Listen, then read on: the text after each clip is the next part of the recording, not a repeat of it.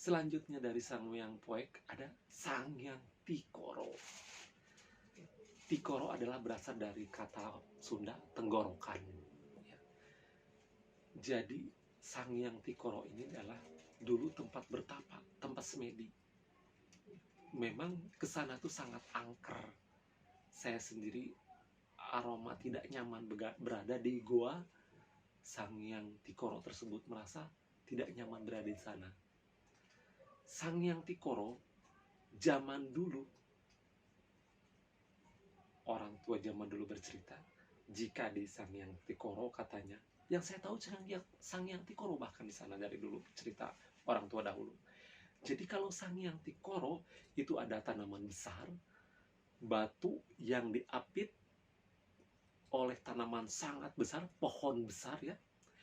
Dan jika itu tembus, jebol, maka katanya Bandung akan tenggelam. Wow. Saya tidak sempat saat itu, masih belum kepikiran dan belum mencari tahu lebih jauh ya ke sana. Di mana itu Sanghyang Tikoro. Bahkan saya menemukan Sanghyang Tikoro itu tidak sengaja.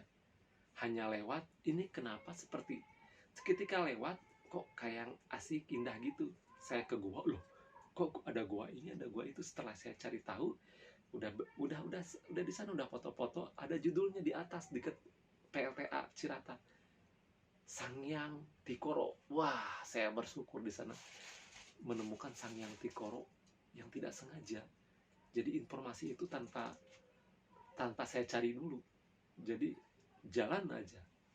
Jadi Sanghyang Tikoro ini adalah aliran air deras, itu sekitar berapa ratus meter, ratusan meter ya, panjang. Air deras menghantam batuan kapur terus, sehingga masuk ke dalam tanah. Jadi dulu, ahli zaman dahulu tuh belum mengetahui air tuh mengalirnya kemana. Karena memang terendam ya. Naik turun, mungkin kalau surut, tapi tidak sampai terlihatan sampai ke dasar batu-batuannya. Kalau sekarang sampai ke dasar bebatuannya terlihat, airnya surut, menguras terus, terhantam jebol lah, menjadi tekorokan. Sanghyang Tikoro itu sebutnya itu. Mungkin itu adalah tempat yang sakral, angker, banyak para petapa di sana. Dan katanya mitosnya bahkan di Sanghyang Tikoro ini kalau bicara Sanghyang Tikoro ini sangat panjang, karena ceritanya banyak sekali di Sanghyang Tikoro ini. Jadi tempat yang disakralkan, angker gitu. Bahkan katanya kalau ada rambut jatuh atau benda yang jatuh kan, tidak lama kemudian akan terdengar suara. Sangat mistis ya. Orang tua dulu juga berkata seperti itu. Tapi alhamdulillah saya kemarin ke sana tidak menemukan hal yang mengerikan bagi saya.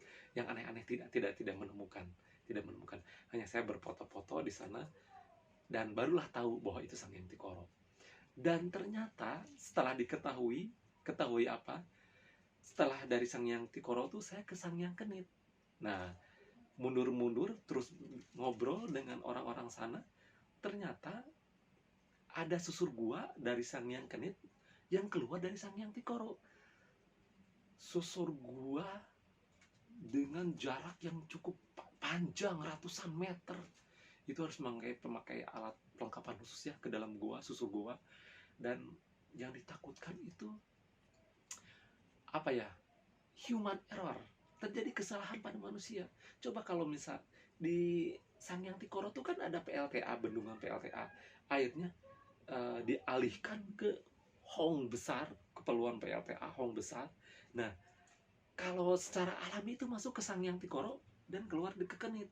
Ada 2 jalur di sana gitu. Coba kalau misalnya human error, ketika ada orang-orang di dalam goa dan human error, terjadi kesalahan, air mengalir ke Sanghyang Tikoro, sangat mengerikan. Apa yang terjadi di dalam sana? Nauzubillahimindzalik. Mudah-mudahan tidak terjadi ya susur gua di sana. Karena itu wisata ini terbilang baru 2020 pertengahan tahun ini. 2020 awal 2020 dan akhir 2019 yang mulai diperkenalkan, mulai terkuaknya tuh setelah dibangun PLTA di sana Cirata. PLTA di Sanghyang Tikoro, PLTA aja. Nah, itu cerita Sang Hyang Tikoro yang semangat sekali saya menceritakan Sang Hyang Tikoro karena sejarahnya banyak sekali di Sang Hyang Tikoro itu.